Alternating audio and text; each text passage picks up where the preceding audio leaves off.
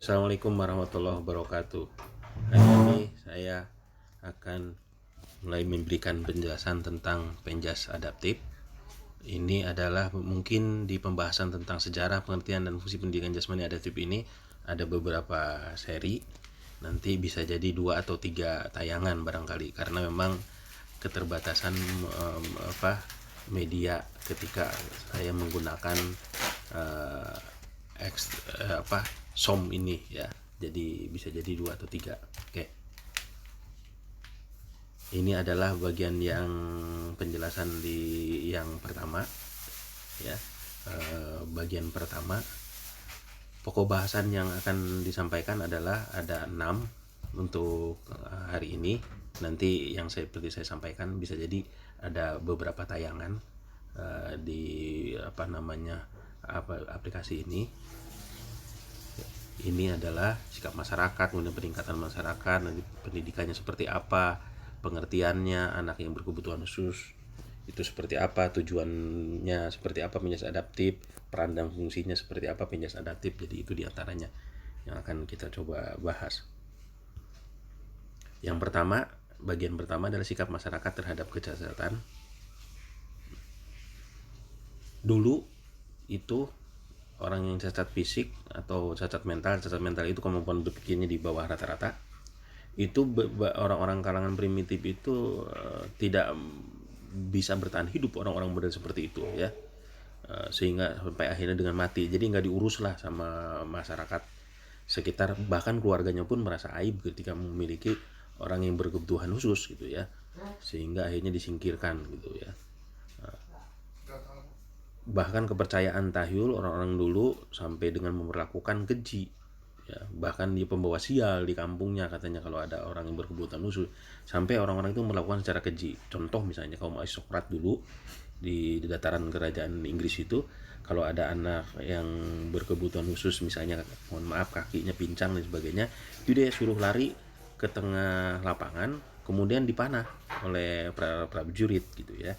Nah kalau dia kena panah akhirnya mati di lapangan ya mati. Kalau misalnya dia bisa bertahan dalam artian dia bisa lari sekencang-kencangnya walaupun dengan keterbatasan, kemudian dia akan ke pinggir hutan karena di lapangannya itu pinggirnya ada hutan. Dia hidup di hutan itu sebatang kara sampai dengan akhirnya meninggal gitu. Begitu kejinya gitu ya perlakuan orang-orang zaman dulu gitu ya. Kita lihat tayangannya bagaimana medical sosial itu, bagaimana membuat orang-orang itu bisa gitu ya bisa bertahan hidup gitu ya. According to the medical model of disability, the word disabled means less able. Orang cacat itu less able to achieve your potential, less able to have meaningful relationships, less able to play an active part in the world around you, and that this is just your bad luck. This outdated view of the world puts the responsibility of overcoming disabling barriers on the person with an impairment. But this idea is changing. The more modern social model of disability says that a person doesn't have a disability, but that they are disabled. They are disabled by society. It is the attitudes and physical barriers imposed on them by society that prevents them from achieving their potential. The social model was developed by disabled people and their allies to help them take action against discrimination and to empower people to find solutions, remove barriers, and campaign together for equality and human rights. They showed how people with lots of different impairments face many of the same problems. These disabling barriers include prejudiced opinions and attitudes, restricted access, and people being systematically excluded. The social model looks for the ways that society can be planned and organized in order to provide accessibility, independence, and opportunity in a way that enables people rather than disables them. What we learn from the social model of disability is that disability is a social construct created by social barriers which can be eliminated. We learn that it is the responsibility of government, public spaces, businesses, and individual people to make the changes, to increase the access, and build a more equal society where everyone has the opportunity to reach their full potential. Gitu misalnya ketika di trotoar itu gitu ya. Itu sebetulnya diantaranya fasilitas-fasilitas yang harusnya bisa diberikan oleh masyarakat pada umumnya atau oleh pemerintah gitu ya. Walaupun kita sudah tahu ada undang-undang yang sudah menyatakan bahwa sekarang ini sudah mulai bagus lah ya, perhatian pemerintah juga, ada undang-undang yang bahwa harus mempekerjakan orang berkebutuhan khusus. Oke, yang pesan kedua adalah peningkatan perhatian masyarakat terhadap kesehatan. Seperti apa peningkatannya? Gini, perubahan paradigma masyarakat sekitar tahun 1500 sampai 1900, titik balik perubahan di mana sikap masyarakat bergeser ke arah positif terhadap orang-orang yang berkebutuhan khusus atau orang-orang cacat. Ini timbulnya ketika pengobatan modern, bahwa orang-orang cacat itu bukan karena kutukan, bukan karena tahyul, tapi dia adalah karena mungkin pola hidup yang kurang sehat dari ibunya ketika dia hamil atau mengalami kecelakaan dan sebagainya gitu ya. Itu di antaranya.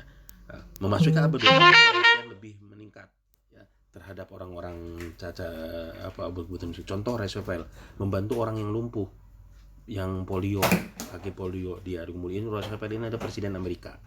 Kemudian Kennedy, presiden Amerika juga, membantu orang-orang yang cacat mental. Cacat mental ini adalah kemampuan berpikirnya di bawah rata-rata ya, atau biasa dikenal dengan tunagrahita. Ya. Kemudian faktor pendorongnya karena banyak cacat fisik juga karena kecelakaan industri. Jadi bukan karena kutukan. Kenapa?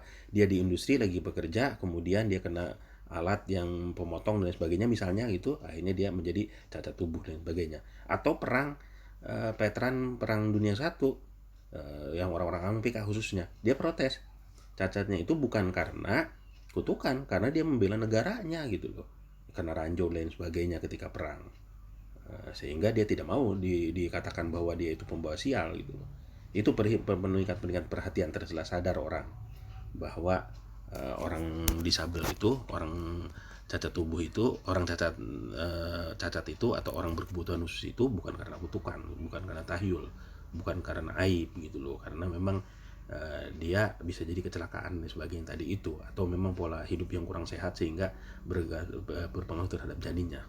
Kayak kita lihat tayangannya, disability discrimination, inilah diskriminasi terhadap kaum disabel kadang-kadang masih berjalan di masyarakat kita, masih banyak juga yang memperlakukan itu, walaupun harusnya tidak begitu karena dia juga memiliki kemampuan di sisi lain gitu sebetulnya.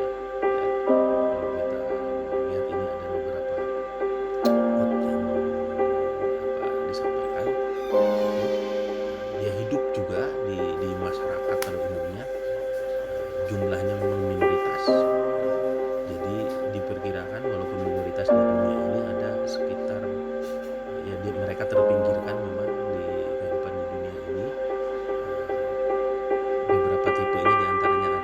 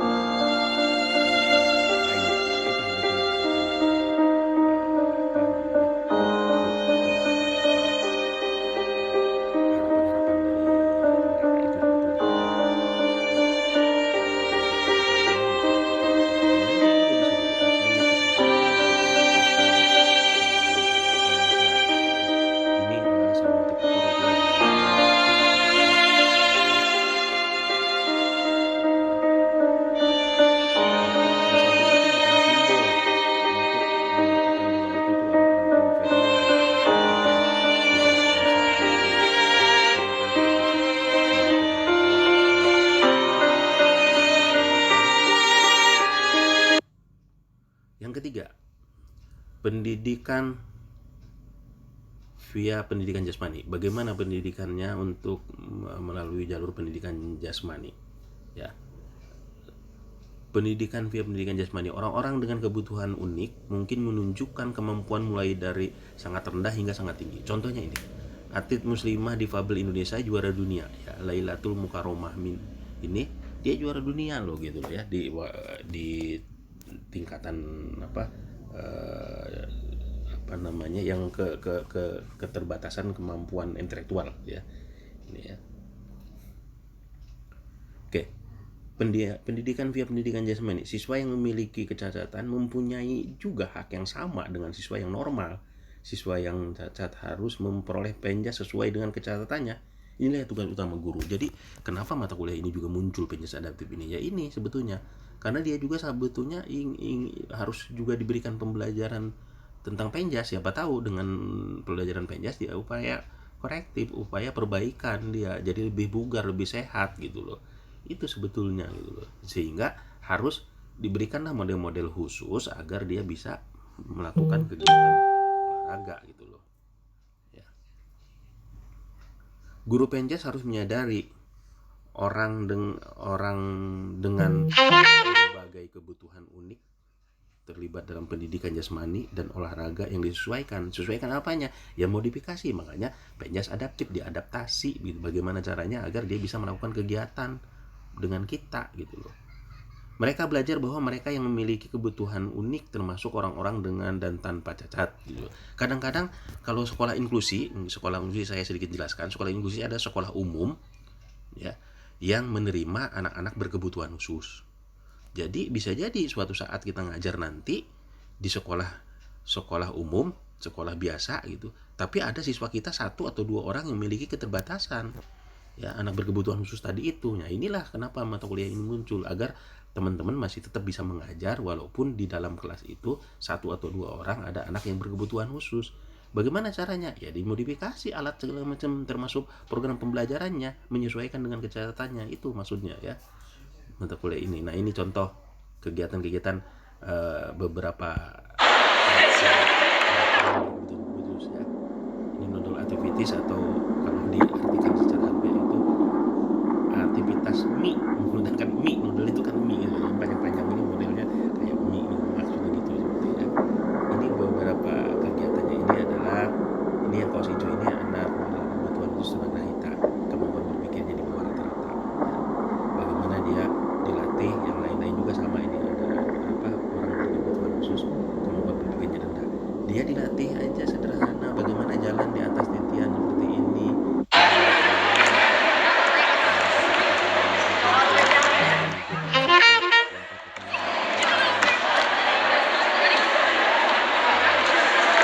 Good, Marquise. Get that foot up, Marquise. All the way up, Marquise. All the way up, up.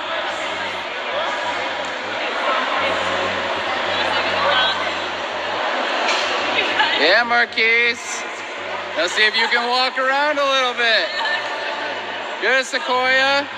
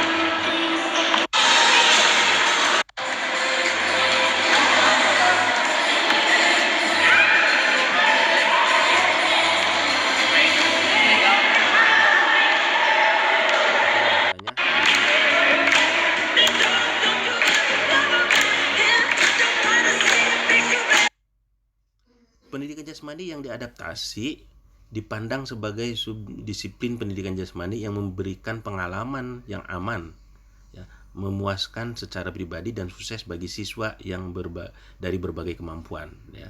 Jadi dikembangkanlah dari pendidikan jasmani ini kemampuan dari anak-anak tersebut, anak-anak berkebutuhan khusus itu.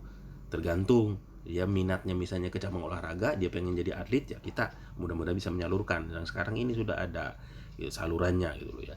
Ada namanya NPCI, National Paralympic Committee Indonesia ya, atau KONI-nya kalau di umum, kalau di orang-orang berkebutuhan khusus itu NPCI. Kalau dulu itu namanya BPOC, Badan Pembinaan Olahraga Cacat gitu loh. Kalau sekarang udah ganti namanya NPCI. Ya. Oke, pengertian anak cacat, anak luar biasa, anak berkebutuhan khusus sekarang namanya ya. Seseorang yang memiliki kelainan bila dibandingkan dengan orang yang normal, dilihat dari mungkin fisiknya berbeda dengan kita yang normal, mentalnya berbeda, tingkah lakunya berbeda, emosional dan sosialnya berbeda gitu loh ya. Itu diantaranya. Kemudian anak yang menyimpang sedemikian rupa dari anak normal dalam hal fisik. Ini beberapa definisi ya. Definisi yang berikutnya diantaranya ini: mental, emosi, dan sosial. Penyimpangan ganda bisa jadi dia lebih keterbatasannya, kecatatannya lebih gitu loh, bukan hanya satu gitu ya. Sehingga memerlukan layanan pendidikan luar biasa agar dapat mengembangkan potensinya secara optimal gitu loh.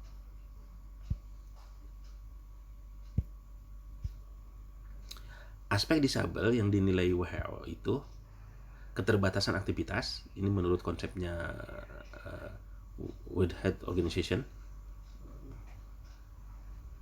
Kemudian bisa jadi keterbatasan partisipasi, tadi kehidupan sosial segala macam itu, emosional.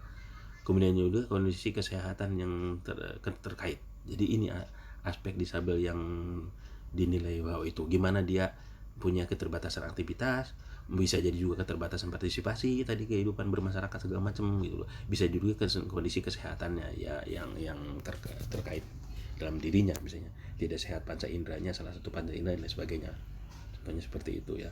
Atau faktor-faktor lingkungan juga perlu diberikan penilaian menurut WHO, apakah negara tersebut dia memberikan fasilitas terhadap orang-orang berkebutuhan khusus.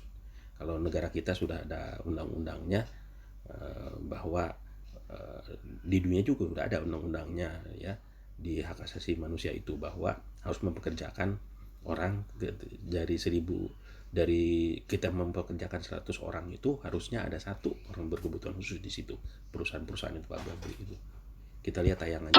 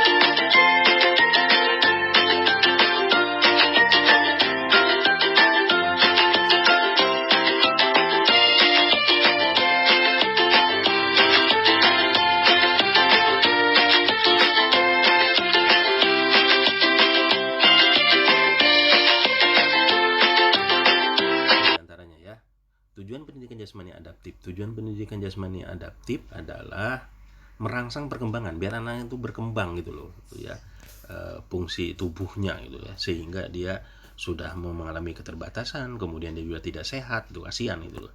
Secara melulu dia antaranya aspek penting yang dikembangkan adalah konsep diri yang positif. Bagaimana dia bisa bekerja, bagaimana dia bisa berperilaku gitu ya. Jadi ke arah yang lebih baik, itu konsep dirinya. Contoh misalnya, orang tunanetra tidak harus tergantung terus. Dia orang buta tidak harus tergantung terus ke orang lain. Dia bisa melakukan aktivitas sendiri, memasak dan kehidupan yang lainnya gitu ya, mencuci baju dan sebagainya gitu ya, berumah tangga dan sebagainya. Peran dan fungsi penjas adaptif. Peran dan fungsi penjas adaptif yang pertama adalah apa yang kita harus lakukan, merancang program pengajaran. Karena dengan misalnya, apalagi terlebih lagi kalau di sekolah SLB, ya semuanya programnya untuk mereka gitu kan. Tapi kalau kita mengajar di sekolah umum, kadangkala kita harus membuat programnya itu lebih dari satu. Sementara untuk yang anak-anak normal, kalau bisa dikatakan seperti itu, satu program pembelajaran. Kemudian untuk anak yang berkebutuhan khusus apa di situ? Misalnya ada anak yang kaki tangannya buntung dua-duanya. Ketika kita akan mengajarkan passing bawah bola voli, kan nggak mungkin dia disamakan dengan yang normal gitu loh. Berarti dia harus diberikan program khusus gitu loh. Apa misalnya umpan bolanya atau passingnya itu menggunakan kepala itu misalnya ya, bisa dilakukan atau menggunakan kaki gitu loh, begitu misalnya ya. Oke, melibatkan anak secara penuh, iya, jangan karena dia berkebutuhan khusus, jangan karena dia cacat menurut kita gitu terus akhirnya tidak dilibatkan dalam pembelajaran. Dia suruh duduk doang nonton, teman-temannya melakukan kegiatan, kan nggak mungkin sehat dengan menonton doang gitu loh. Dia harus bergerak, makanya harus dilibatkan. Tadi programnya dibuat oleh kita gitu loh. Memperhatikan dampak psikologis. Jadi lihat juga dengan keterbatasannya itu, jangan juga dipaksakan harus sama dengan anak-anak yang pada umumnya.